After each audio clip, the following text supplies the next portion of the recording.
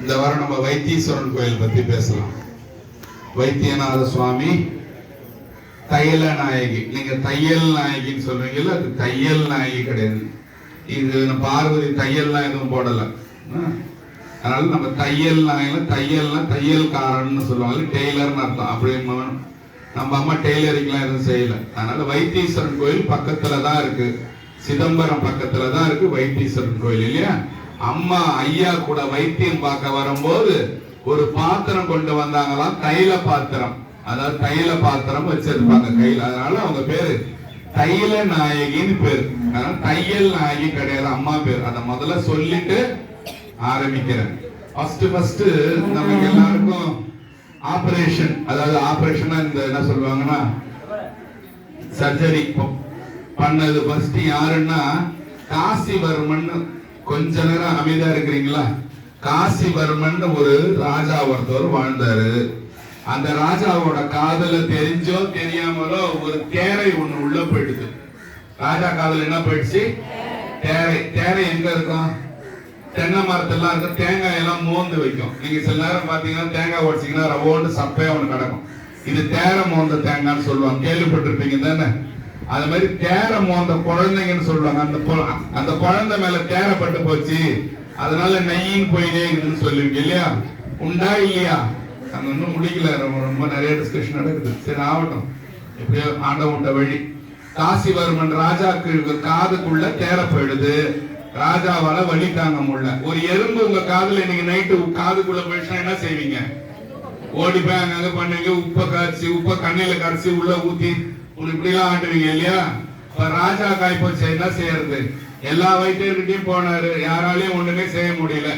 அப்போ தேரையர்னு ஒரு சித்தர் இருக்கிறாரு, உங்களுக்கு தெரியும் தானே? தேரையர்னு ஒரு சித்தர், 18 சித்தர்ல தேரையர்னு ஒரு சித்தர் இருக்கிறார். அவருக்கு ஏன் தேரையர்னு பேர் வந்ததுன்னா, அந்த ராஜாவோட மண்டையோட முதல்ல தைரியமா கழட்டி பச்சிலைகளை போட்டு இந்த மண்டையோட கைட்டி உள்ள பார்த்தாரா மூளைக்குள்ள ஒரு தேரை, இவ்வளவு பெரிய தேரை உட்கார்ந்து இருக்குது, அமைதியா உட்கார்ந்து இருக்குது மூளைக்குள்ள. அந்த தேரைய கை வைக்கணும்னா மூளைக்குள்ள கை வச்சுதான் எடுக்க முடியும் இல்லையா? ஏதோ ஒரு குச்சி இல்ல ஏதாவது ஒரு கத்தி எதைய வச்சுதான் எடுக்க முடியும். கத்தி வச்சு எடுத்தா மூளை என்ன ஆகும்? மூளை என்னாச்சுனாலும் பக்கவாதம் வந்துடும், ஒரு பக்கம் இழுத்துக்கும். அப்ப ராஜாக்கு இந்த சித்தர் கைய வச்சு ஒரு பக்கம் இழுத்துச்சுன்னா ராஜா சும்மா விடுவாரா? விடமாட்டாரு இல்லையா?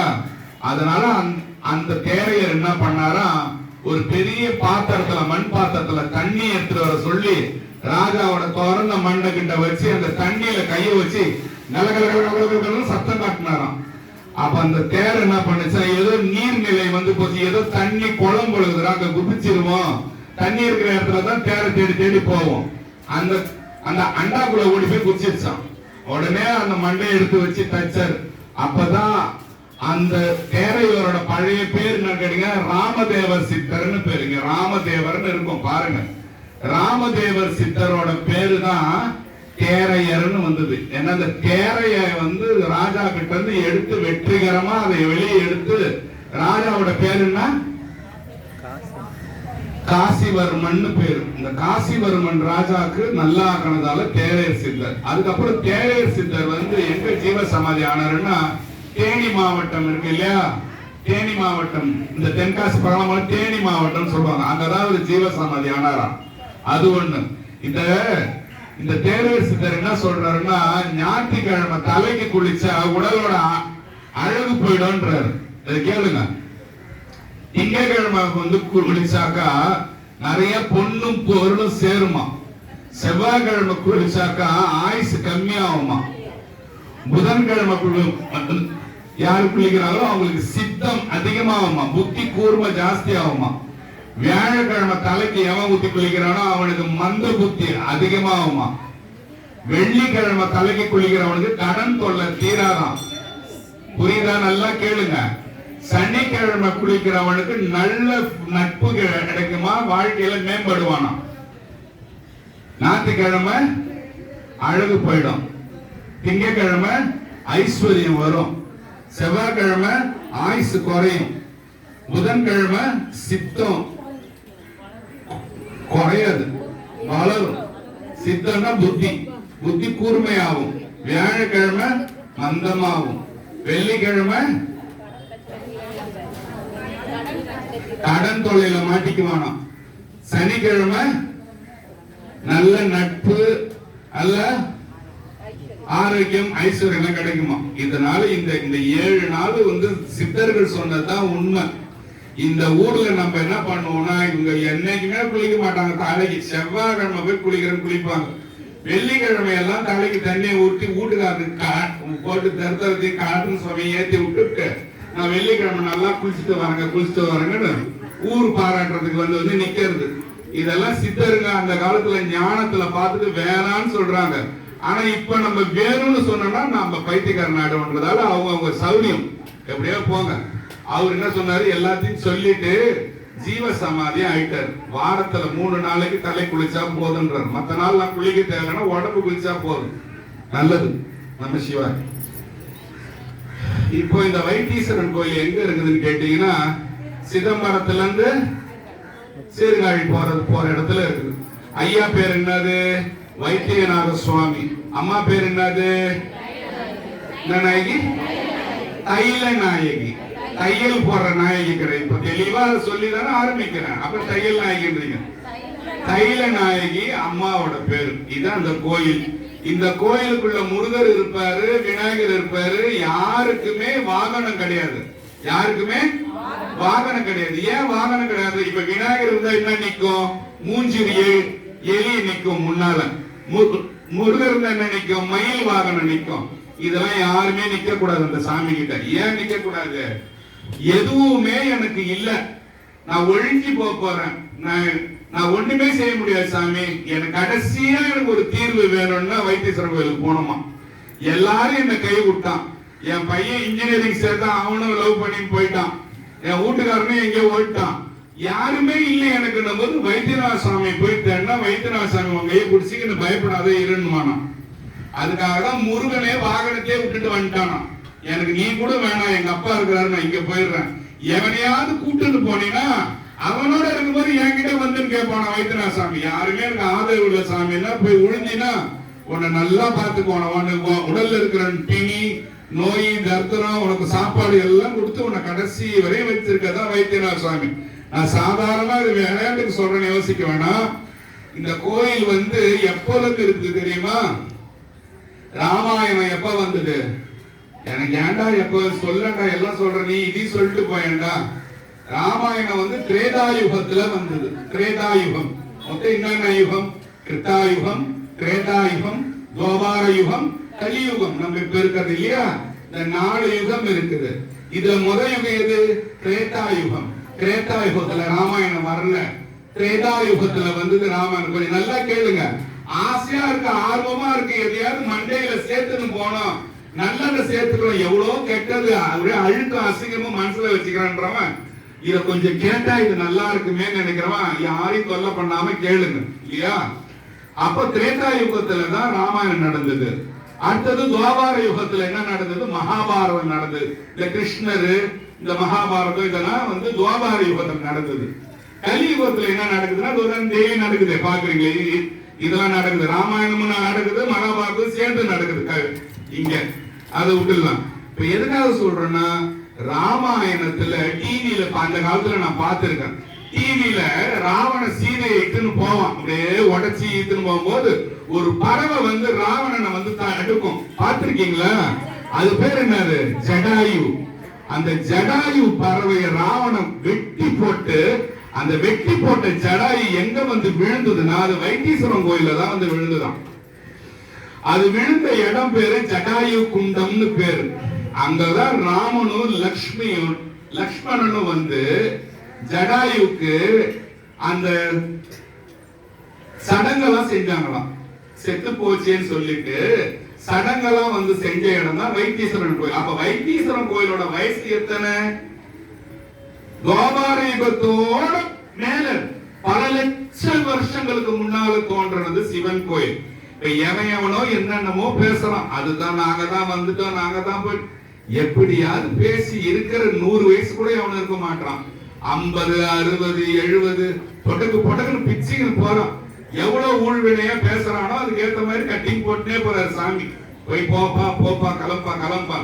அதனால பகல்ல எவன் என்ன பேசினாலும் அதை பத்தி பயப்படாதீங்க, அவனுக்கு 4 எடுத்துட்டு போயிடுவார் சாமி கடகடன்.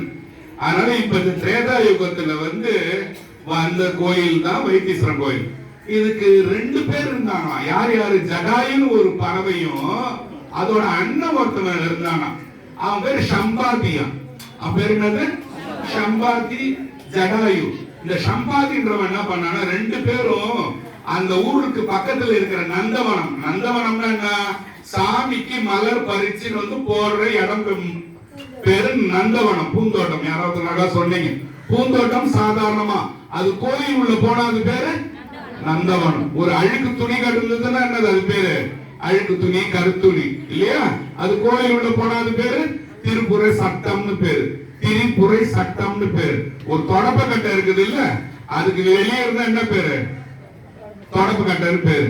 உள்ள இருந்தா திரு அழகுன்னு பேரு, திரு அழகுன்னு பேரு. ஒரு பச்சை தண்ணி காணல திறந்தீங்கன்னா, தண்ணி சிவபெருமானுக்கு ஊத்துனீங்கன்னா திரு மஞ்சனம்னு பேரு இல்லையா? எல்லாமே வேற வேற.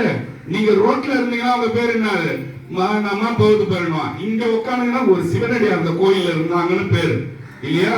எல்லாமே வர இடத்தை பார்த்து பார்த்து மேன்மை ஆகிட்டே போகும். நம்ம வேற இடத்துல எங்க உட்கார்ந்தா நம்மளுக்கு வேற பேரு, இங்க உட்கார்ந்தா வேற பேரு. அது மாதிரி எடுத்துக்கணும். சரி, இப்ப இந்த 2 பேரும் என்ன பண்ணாங்க? சிவபெருமான பூஜை பண்றாங்க டெய்லி. பண்ணிட்டு இருக்கும்போது ராமாயணத்துல ராவண இந்த ஜடாயு பறவையை வெட்டிட்டான். அது விழுந்த பேர் இடம் பேர் என்னது? ஜடாயு குண்டமா. கொஞ்சம் பேர் கேக்குறீங்க தான் தெரியுது. இப்போ அந்த இடத்துல இந்த ராவணன் லட்சுமணன் பூஜை பண்ணிட்டு போன பிறகு ஏகப்பட்ட விபூதி அந்த இடத்துல கொட்டி வச்சிருக்காங்க. ஏகப்பட்ட விபூதி கொட்டி வச்சிருக்காங்க அந்த இடத்துல. இப்ப இந்த வைத்தீஸ்வரன் கோயில் ஆரம்பிச்சேன் இல்லையா?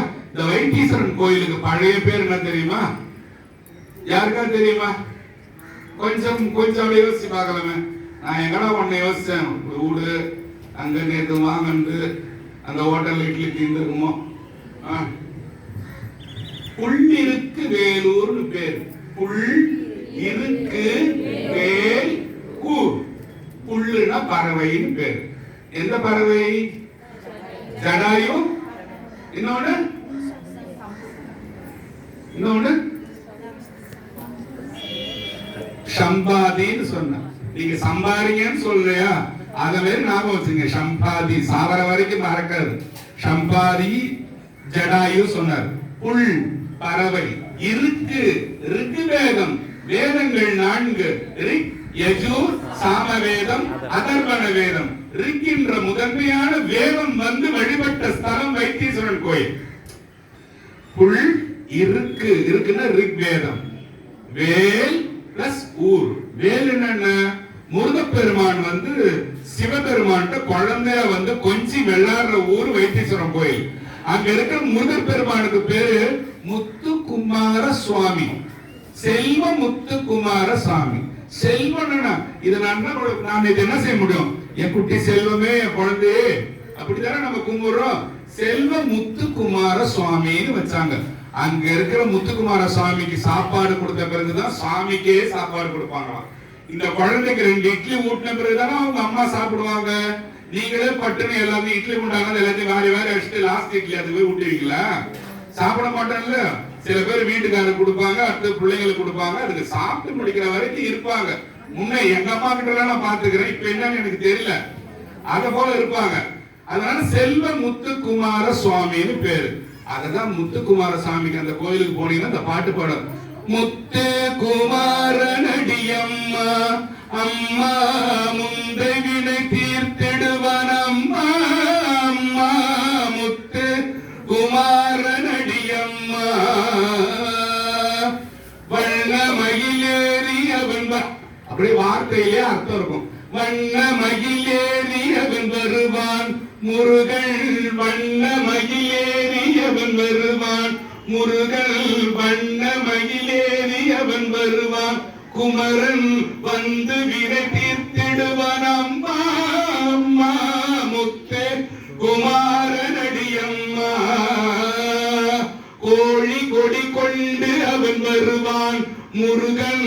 கோழி கொடிவன் கொண்டு அவன் வருவான் குமரல் வந்து கொடி நீர் பிழை தீர்த்திடுவான் அம்மா அம்மா முத்தே குமாரனடி அம்மா கைவிட்டு விடுவாயோ என்னை என்றேன் கைவிட்டு விடுவாயோ என்னை என்றேன் கைவிடேன் என்று என் கை மேல் அடித்தார் கைவிட்டு விடுவாயோ என்னை என்று சாமிகிட்ட கேட்டாராம் கைவிட்டியா சாமி என்ன கைவிட்டு விடுவாயோ என்னை என்றேன் கைவிடேன் என்று என் கை மேல் அடித்தார் கைவிடேன்னா கைவிட மாட்டேன்டான்னு கை மேல் அடித்து சொன்னாராம் யாரு செல்வமுத்துக்குமார சாமியை போய் சாமி என்ன கை விட்டுருவியான் முத்துக்குமார சாமி செல்வமுத்துக்குமார சாமி சொன்னாராம்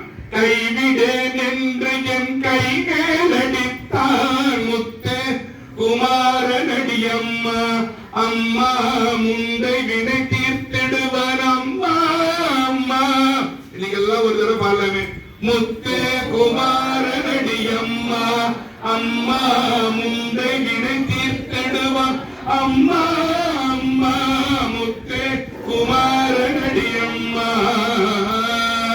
அம்மா அம்மான்னும் போது அவங்கள பெத்த அம்மாவை ஒரு நிமிஷம் நெஞ்சில சுமக்கணும் ஒரு நிமிஷம் நெஞ்சில சுமக்கணும் குழந்தையா இருக்கும் போது அம்மா நெஞ்சை எத்தனை தடவை எட்டி வச்சிருப்பீங்க இல்லையா அந்த கசிவோட பாடின எருமாடு பேர் பாடு அம்மா அம்மா எரும மாடு கூட அதை லைக் பண்ணாது வந்து வினை தீர்த்திடுவான் அம்மா அம்மா முத்தே குமாரனடி அம்மா முத்தே குமாரனடி அம்மா முத்துக்குமாரனே இறங்கி வரணும் செல்வ முத்துக்குமார சாமியே கேட்பான் எங்கடா பாடுறானுங்க இந்த பாட்டு இவ்வளவு கசிவோட இருக்குடா 1000 வருஷத்துக்கு முன்னால கேட்டேனே அத போல இருக்கேன் இந்த பக்தர்கள் பாடுறதுன்னு செல்வ முத்துக்குமார சாமி வர மாதிரி இருக்கணும் பாடலாமா ஒரு இடையில போதுமா பாடலாமா பாடுங்க பாடலாம்னு சொல்லணும் பாடுங்க கிடையாது முத்து குமாரனடி அம்மா அம்மா முந்தை வினை தீர்த்திடுவான் அம்மா அம்மா முத்து குமாரனடி அம்மா வண்ணமயில் மீதேறி வருவான் முருகன் வண்ணமயில் மீதேறி வருவான் குமரல் வந்து வினை தீர்த்திடுவான் அம்மா சொல்லுங்க அம்மா அம்மா முத்து குமாரனடி அம்மா கோழி கொடி கொண்டு அவன் வருவான் முருகன் கோழி கொடி கொண்டு அவன் வருவான் குமரல் வந்து வினை தீர்த்திடுவான் நம்ம அம்மாவை ஜெயலலிதா கூட நல்லா கொண்டுக்கிறீங்க இவரை கூப்பிட மாட்டீங்களா அம்மா அம்மா முத்து குமாரனடி அம்மா லாஸ்ட்ல கைவிட்டு விடுவாயோ என்னை என்றேன் கைவிட்டு விடுவாயோ என்னை என்றேன் கைவிடேன் என்று என் கை மேல் அடித்தான் முத்து குமாரனடி அம்மா நீங்க பாருங்க முத்து அம்மா நல்லா சொல்லுங்க அம்மா நீங்க அம்மா தானம்மா முத்து குமாரனடி அம்மா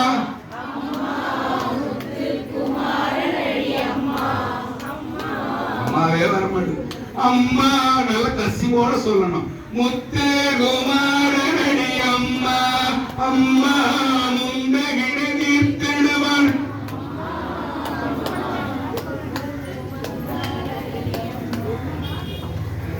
சரி ஆன்மீகம் என்றது சாமியை பத்தி பேசுறது கிடையாது ஆன்மீகம் என்றது சாமியை பத்தி பேசுறது தான் ஆன்மீகம் பேசுறது சாமி கூட பேசுறது என்னது சாமி கூட பேசுறது தான் ஆன்மீகம் சாமியை பத்தி பேசுறது கிடையாது நீங்க தப்பா நினைச்சிட்டு இருப்பீங்க சாமி கூட பேசுறதுன்னா அம்மானு போது அப்படியே உட்காந்துக்கிறது சில பேர் அப்படியே என்ன சொல்லுவாங்க கல்லுண்டம் ஒரு வார்த்தை ஒண்ணு இருக்குது அப்படியே கல்லூரி அந்த மாதிரி ஏதோ அப்படியே வச்சு கண்ண வச்சு பார்த்தா என்ன செய்யறது கல்யாணம் பண்ண நீங்களே ஒத்துக்கிறீங்களா சரி ஓகே சரி இப்போ காலம முனிவர்னு ஒருத்தர் வாழ்ந்தார் அவர் பேருங்க ஆமா காலவ முனிவரோட வேலை என்னன்னாக்கா, இப்ப நீங்க வைத்தீஸ்வரன் கோயில் சொல்லும் போது நீங்க எல்லாம் என்ன நினைப்பீங்க?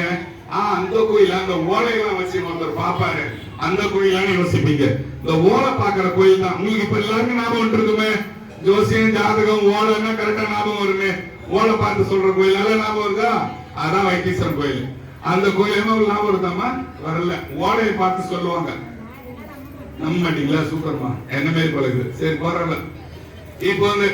இப்ப இந்த காலவ முனிவர் என்ன பண்றாரு? எல்லாருக்கும் நிகழ்ந்த காலம், முன்ன இருந்த காலம் இருக்கு இல்லையா? நிகழ்காலம், எதிர்காலம், இறந்த காலம். இது மூணுத்தையும் சொல்றாரு. இது மூணுத்தையும் சொல்லும் போது உங்களுக்கு எப்படி இருக்கும்? இப்ப எங்க அம்மா இருக்கிறாங்க, இந்த அம்மா கிட்ட அம்மா நீங்க போன ஜென்மத்துல என்னன்னு தெரியணுமானா ரொம்ப ஆவலன்னு ஆமான்னுவாங்க. இப்ப இனிமேல நீ என்ன கார் பங்களா வாங்க போறியோ, ஐயோ கண்டிப்பா கேட்டுதாங்க ஆகணும்னுவாங்க. இதுக்கப்புறம் நீ இன்னாவே பிறக்க போறேன்னா, ஐயோ கண்டிப்பா அதுக்கேற்ற மாதிரி நான் தப்பு செஞ்சு போவாங்கன்னுவாங்க இல்லையா? அத ஒரு முனிவர் காட்டுல உட்காந்து சொல்றாருன்னா உங்களுக்கு எவ்வளவு ஆசையா இருக்கும். அதாவது வாங்கின 10 லாட்டரி சீட்டுமே உழுந்த மாதிரி எப்படி இருக்கும்? ஆமா, வாங்கின 10 லாட்டரி சீட்டுமே ஒண்ணு விடாம உழுந்தா எப்படி இருக்கும்? அத மாதிரி இருக்கும். அத மாதிரி அந்த காலவ முனிவர் என்ன பண்ணாரு? உட்காந்து எல்லாருக்கும் சொல்ல ஆரம்பிச்சார். சொல்லிட்டே இருக்கும்போது திடீர்னு அந்த ஒரு பயம் வந்து போச்சு. என்னடா நாம எல்லாருக்கும் சொல்லி இருக்கிறோம், நம்ம இறந்த காலம் என்ன, நம்ம எதிர்காலம் என்ன, நமக்கே தெரியலையே. என்ன பண்ணாரு? போன ஜென்மத்துல நான் அப்படி முனிவனா இருந்தேன், இந்த ஜென்மத்துல அப்படி முனிவனாக தெரிஞ்சிச்சு. இதுக்கு அப்புறம் எதிர்காலம் என்ன தெரியுமா வந்தது? உனக்கு குஷ்டம் பிடிக்க போதுறான்னு வந்துச்சு. உனக்கு குஷ்டம் பிடிக்க போதுறான்னு வந்துச்சு. உடனே முனிவர் என்ன பண்ணாரு? இருந்த கூட்டத்தெல்லாம் வெறுத்தி விட்டுட்டு, இல்லையா எனக்கு இப்ப மாரடைக்க போகுது 10 நிமிஷத்துல தெரியுதுன்னு வச்சுங்களேன், நான் அவங்களெல்லாம் நடத்த மாட்டேன், பேசியே செத்து போயிடுவான். ஆனா அவரு என்ன பண்ணிட்டாருன்னா, எல்லாரும் ஏற்றி போ, இவரை பத்தி இவரு கேட்டுக்கினேன், இவர் உக்காந்து இறந்த காலம் எதிர்காலம் குஷ்டமாயிடுமே. குஷ்டத்துல 2 குஷ்டம் இருக்குது. 2 குஷ்டம். ஒண்ணு வெண்குஷ்டம், ஒண்ணு வெள்ளை வெள்ளையா இருக்கும், மனுஷன் நல்லா வேலையெல்லாம் செய்வான். இன்னும் ஒண்ணு செங்குஷ்டம்னு பேரு. செங்குஷ்டம்னா அப்படி இப்படி ஆயிடுறது, கை காலம் புண்ணாய அந்த முனையில இருந்து ரத்தமும் சீழுமா வர்றது, அதான் மோசமான குஷ்டம். அந்த செங்குஷ்டம் வந்துருண்டா உனக்குன்னு வந்துருச்சு. யாரோட நினைவுல? காலவ முனிவரோட நினைவுல. உடனே என்ன பண்ணாரு? எல்லா நவகிரகத்தையும் யோசிச்சு தியானம் பண்ண ஆரம்பிச்சிட்டாரு. நவகிரகங்களே என்ன விட்டுடாதீங்க, இல்லையா? எத்தனை கிரகம்? மொத்தம் 9 கிரகம். அதனால நவகிரகம் எல்லாத்தையும் பண்ணும்போது நவகிரகம் போச்சு, ஈஸியா வந்து போச்சு. நான் பண்ண காலவ முனிவர் என்னாச்சு? அம்மா எனக்கு இந்த மாதிரி குஷ்டம் வந்துடும் சொல்றாங்கம்மா. என்ன குஷ்டம்? செங்குஷ்டம். ஐயோ அப்படி வரக்கூடாது, எனக்கு என்ன பண்ணணும், நாங்க உனக்கு வராத மாதிரி பாத்துக்கிறோம் சொல்லிட்டு அருள் கொடுத்துட்டு நவகிரகம் போயிடுச்சு. இந்த நவகிரகம் எல்லாம் போய் காலவ முனிவர் குஷ்டம் வரான்னு சொல்லி கொடுத்த செய்தி பிரம்மா கிட்ட போயிடுச்சு. பிரம்மா ஒண்ணு என்ன பண்ணுவான்? பிரம்மா யாரு? நவகிரகத்தோட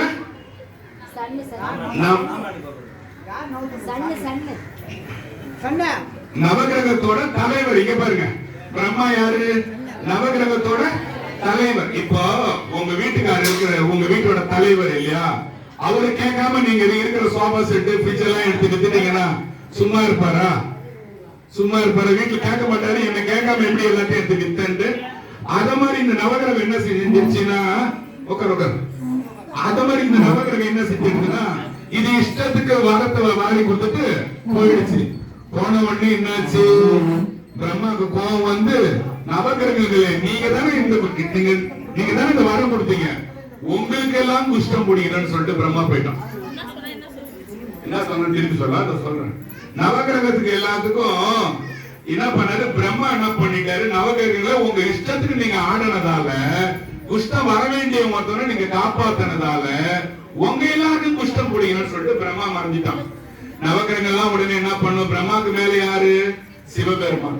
சிவபெருமான் போய் சொன்ன, பெருமானே இந்த மாதிரி நாங்க தெரியாம தப்பு பண்ணிட்ட பெருமானே, நாங்க என்ன பண்ணணும், எங்களுக்கு விமோசனமே கிடையாதா? சிவபெருமான் சொன்னா, பூமிக்கு எல்லாம் கிளம்பி போ, எல்லாம் வைத்தீஸ்வரன் கோயில் கிட்ட போ, அங்க இருக்கிற சந்தானம் தீர்த்தம்னு அங்க ஒரு குளம் இருக்கும், சந்தான தீர்த்தம். அந்த குளத்துல போய் தினந்தோறும் குளிச்சிட்டு தவம் பண்ணு.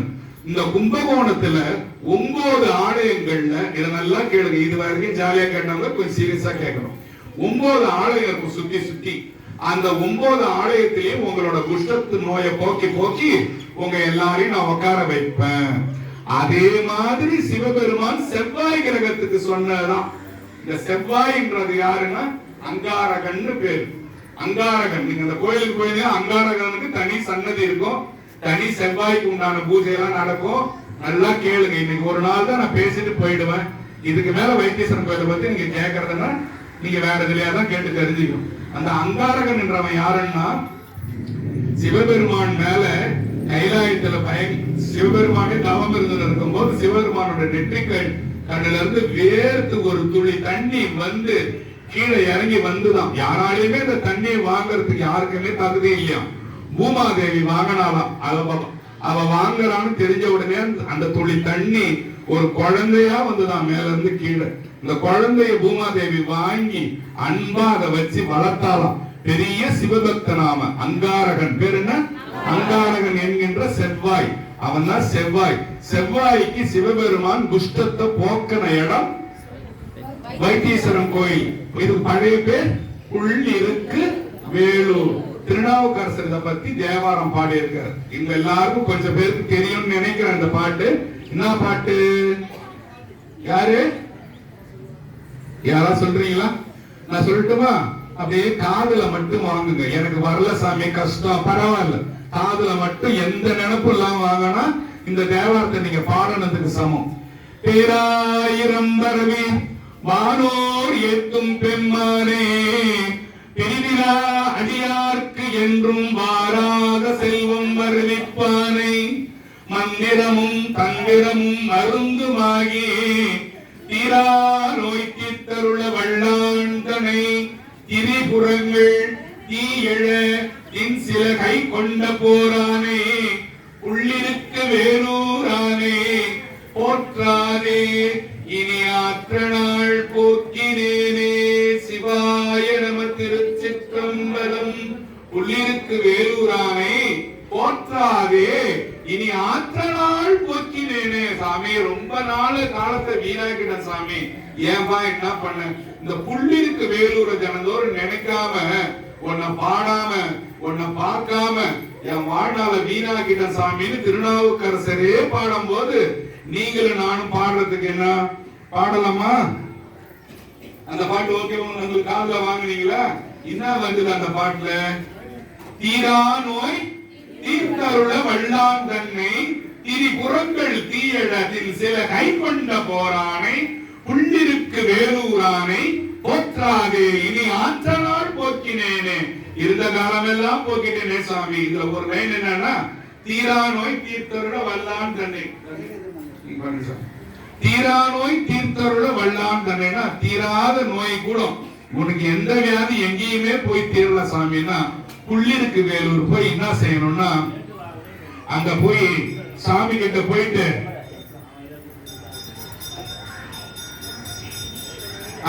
சாமி கிட்ட போயிட்டு கோயிலோட மண் இருக்குது இல்ல, அந்த மண்ணை எடுத்துக்கிட்டு அங்க சித்தாமிர்த குளம்னு அங்க ஒண்ணு இருக்கும்.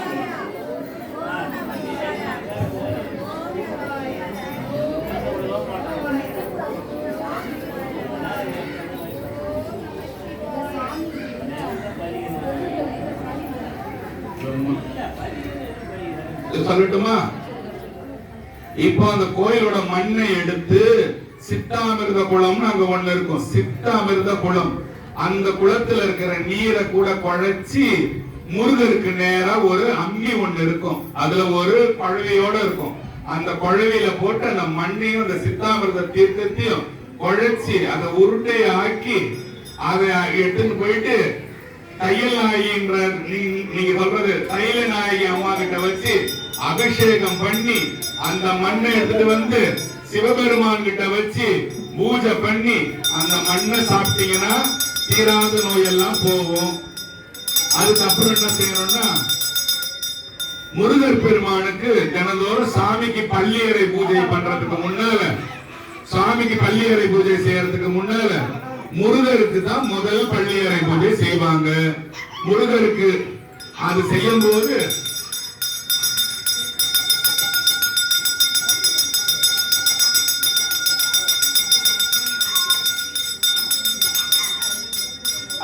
போது நேற்றபடி சந்தனம்னு ஒண்ணு எல்லாருக்கும் தருவாங்க. கொஞ்சம் கொஞ்சம் சந்தனம் நீங்க நீங்க சந்தனம்னா நீங்க சாதா சந்தனம்னு நினைக்க கூடாது. ஒரிஜினல் மரத்துல இழைச்சி முருகப்பெருமானுக்கு தினந்தோறும் சந்தனாபிஷேகம் பண்ணுவாங்க. ஒரிஜினல் சந்தனத்துல செய்வாங்க. அந்த சந்தனம் பேரு நேத்திரபடி சந்தனம்னு பேரு. அந்த நேத்திரபடி சந்தனத்தை வாங்கி சாப்பிட்டானா வயிற்றுல புண்ணு, புத்துநோவு எல்லாம் இருக்குது இல்லையா, தீராத வகுத்து வலி, வயிற்றுல கட்டி, இதெல்லாம் தீரும். முதல் சொன்னது என்ன சொன்ன? சித்தாமிர்த தீர்த்தம் கூட பழிச்சு சாப்பிடுறது பேர் என்ன சொன்ன? அந்த உருண்டை பேர் என்ன சொன்ன? தெரியலையா உங்களுக்கு? அதான் உங்களுக்கு தெரியாது. அடுத்தது புனுகு எண்ணெய்னு ஒண்ணு வருவாங்க. அந்த புனுகு எண்ணெயை வாங்கி உடம்பெல்லாம் நீங்க தேய்ச்சிட்டீங்கன்னா தீராத தோல் வியாதி எல்லாம் தீரும். புனுகு எண்ணெய், அப்புறம் நேதாஜியா நித்திரபடி சந்தனம்னு சொன்னேன். அந்த சந்தனத்தை தேய்ச்சிக்கணும். திருச்சாந்து உருண்டைன்னு சொன்னேன். திருசாந்து உருண்டைன்னு சொன்னேன். அதுக்கு நம்ம உடம்புல மொத்தம் எத்தனை வியாதி இருக்குன்னு யாருக்கா தெரியுமா? தெரியாது இல்ல. நம்ம பூசிக்கிற பான்ஸ் பவுடரும் நம்ம இப்படி இப்படி இன்னி விடுறதுன்னா நமக்கு நெஜம் நம்ம நெஞ்சில இருக்கிறோம். எது நெஜம் கிடையாது, எல்லாம் டூப்ளிகேட் தான். புரியுதா? ஒரு ஆளுக்கு உள்ளாரையே நாடுற வியாதி 4448 வியாதி இருக்குது ஒருத்தருக்கும். சில பேர் கிட்டேயே போக முடியாது, அப்படி நாரும். சில பேர் வாய்கிட்டே போக முடியாது, அப்படி நாரும். எல்லாமே நம்மளுக்கு 4448 வியாதியோட தான் சாமி இங்க வர வச்சுக்கிறார். அதுல இப்படி இப்படி செய்யறதுக்கு ஒண்ணுமே இல்ல. ஒரு நாள் செட்டோட கைட்டிக்கும். அதுக்கப்புறம் சதானந்த முனிவர்னு ஒருத்தர் இருக்கிறார். ஒருத்தர் இருந்தார் வைத்தீஸ்வரன் கோயில்ல. சதானந்த முனிவர்னு பேர். இவர் ஒரு நாள் அந்த கோயில தியானம் பண்ணிட்டு இருந்தார். அவர் தியானம் பண்ணும் போது என்ன ஆச்சுன்னு கேட்டீங்கன்னா, ஒரு தவுக்கலைய ஒரு பாம்பு துரத்தும் போது அந்த தவுக்கல் என்ன பண்ணிச்சு, அந்த சதானந்த முனிவர் மேல போய் உட்காந்துக்குச்சு. உட்கார்ந்து இருக்கும் போது பல வருஷமா இருந்த தவம் கலைஞ்சு போச்சு. யாருக்கு? சதானந்த முனிவரோட தவம் கலைஞ்சது. அவர் அந்த தவம் கலைஞ்ச உடனே கண் விழிச்சு பார்த்தாரு. பார்க்கும் போது என்ன ஆச்சுனாக்கா, அந்த தவுக்கலை மேல இருக்கிறது ஏன்னா நம்ம மேல தவுக்கலை ஏறினா என்ன செய்யும்? சும்மா இருக்காது இல்லையா? இப்படி இப்படி பண்ணிட்டு இருக்கும்போது யாரா தவம் கலையுதுன்னு அந்த குளத்துல அதோட தவுக்கலையும் வரக்கூடாது, பாம்பும் வரக்கூடாது, சாபம் கொடுத்தாரு. யார்? அவர் பேருன்னா சதானந்த முனிவர். இந்த சித்தாமிர்த தீர்த்தம் என்றது எப்படி வந்ததுன்னு உங்களுக்கு தெரியுமா? காமதேனு ஒரு பசு இருக்குல்ல தேவலோகத்துல. தேவலோகத்துல இருக்கிற காமதேன் என்ற பசு அது அந்த சித்தாமிர்த குளத்துல பால் சுரந்து அந்த தீர்த்தத்தை அந்த குளத்தை ரொப்பிச்சான். ரொப்பும் போது பூமியில நிறைய பேருக்கு வியாதி வந்துதான். கேளுங்க, பூமியில நிறைய பேருக்கு வியாதி வந்துதான். அந்த வியாதியை தீக்கிறதுக்காக பிரம்மாவும் விஷ்ணுவும் தேவர்கள்லாம் போயிட்டு சிவபெருமான பார்த்து கேட்டாங்களாம், சாமி இந்த மாதிரி பூமியில நிறைய பேருக்கு தீராத நோயெல்லாம் வருது, நாங்க என்ன பண்றது? இதெல்லாம் ரொம்ப முக்கியமானது. முக்கியத்துவம் சில பேருக்கு தெரியாம விளையாடுறாங்க, போனா போகுது. பிரம்மாக்கும் விஷ்ணுவும் தேவர்களும் போயிட்டு கேட்டாங்களாம். கேட்டுட்டு என்ன கேட்டாங்கலாம், இந்த மாதிரி பூலோகத்துல எல்லாருக்கும் வியாதி வருது, இந்த வியாதியை தீக்கிறதுக்கு நாம என்ன செய்யணும் போது சிவபெருமான் சொன்னாராம், இந்த மாதிரி ஆலயம் ஒண்ணு கீழே இருக்குது, அங்க ஒரு வேப்ப மரத்துக்கு கீழே நான் இருக்கிறேன், அந்த இடத்துல நான் சுயம்பு மூர்த்தியா இருக்கிறேன், அந்த இடத்துல போய் அந்த சுயம்புக்கு அபிஷேகம் பண்ணுங்க. தேவர்கள்ட்ட போயிட்டு செய்ய சொன்னா அவர் என்ன செய்வாரு?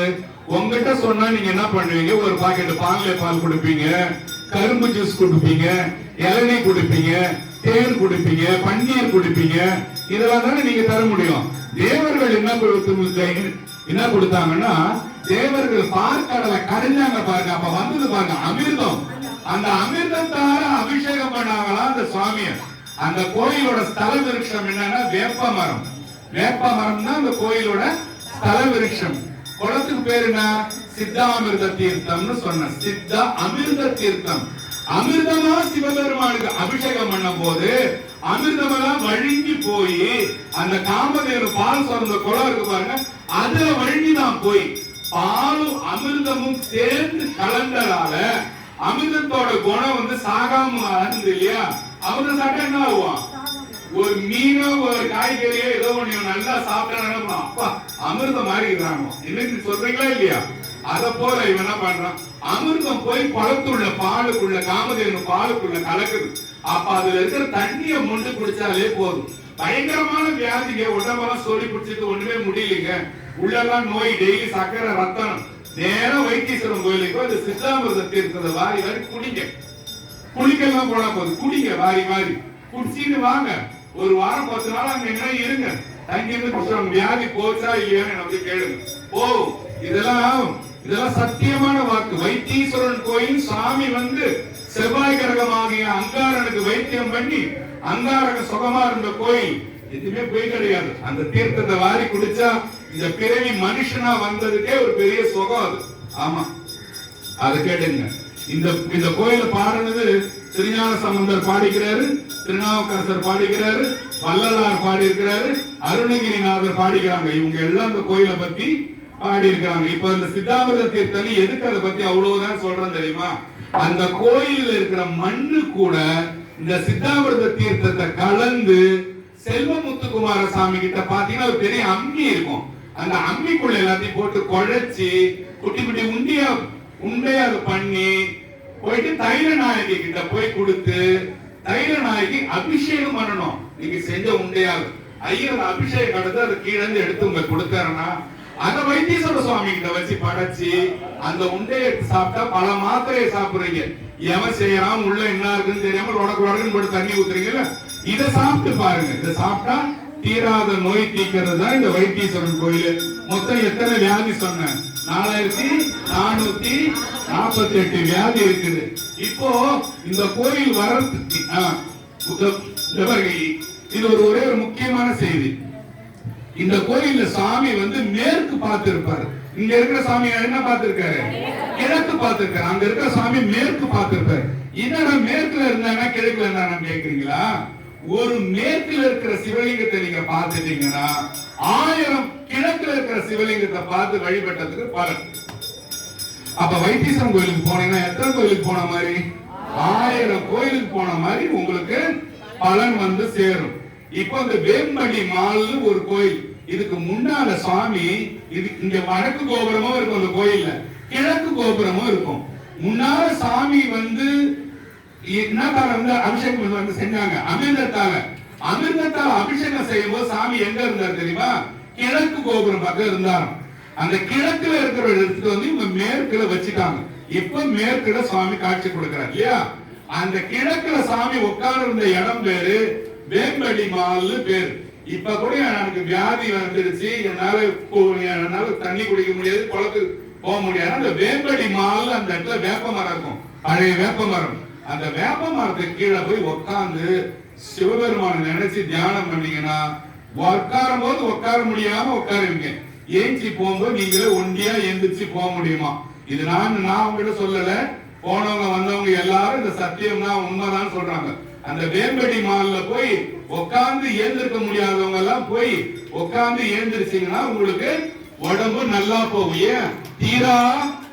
தீரா நோய் எல்லாம் தீர்த்தாரோட வண்ணான் தன்னைன்னு ஒரு வார்த்தை சொன்ன. தீராத நோய் கூட அந்த கோயிலுக்கு போனா உங்களுக்கு தீர்த்துடுன்றது. கிழக்கு கோபுரம் பக்கம் உள்ள இடம் பேர் என்ன சொன்னார்? கண்ணு கட்டுப்படுத்த முடியல சாமி, கண்ணு பயங்கரமா பாக்குது எல்லாரையும். ஏன் யாரையுமே பார்க்க தேவையில்ல நம்ம இல்லையா?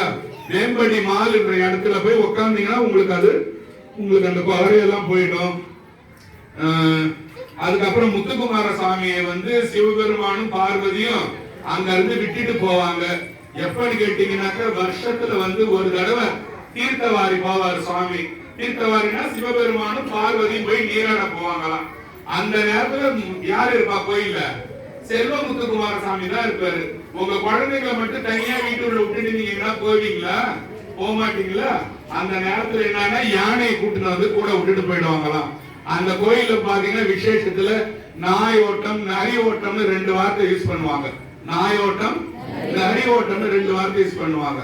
அப்ப பாத்தீங்கன்னா நாய் ஓட்டம்னா முருகர் வந்து யானையை தொத்தின்னு ஓடுற மாதிரியும் யானை முருகரை தொத்தின்னு ஓடிற மாதிரி ஒரு விளையாட்டு ஒண்ணு செய்வாங்க. அந்த ஊர்காரங்களை கேட்டீங்கன்னா நான் பேசுறதுதான் தெரியும். அருமையானது, இதெல்லாம் நம்ம பார்க்க முடியாது. அதுக்கப்புறம் பாத்தீங்கன்னாக்கா சித்திரையில 2வது செவ்வாய்க்கிழமை பாத்தீங்கன்னா அந்த ஈரோடு, கரூர், சேலம் இந்த பக்கம் எல்லாரும் நடந்து வந்து வைத்தீஸ்வரன் கோயில்ல இருக்கிற தைல நாயகிக்கு வந்து அவங்க வீட்டு பொண்ணு மாதிரி நினைச்சு வளையல் சீரெல்லாம் தருவாங்க.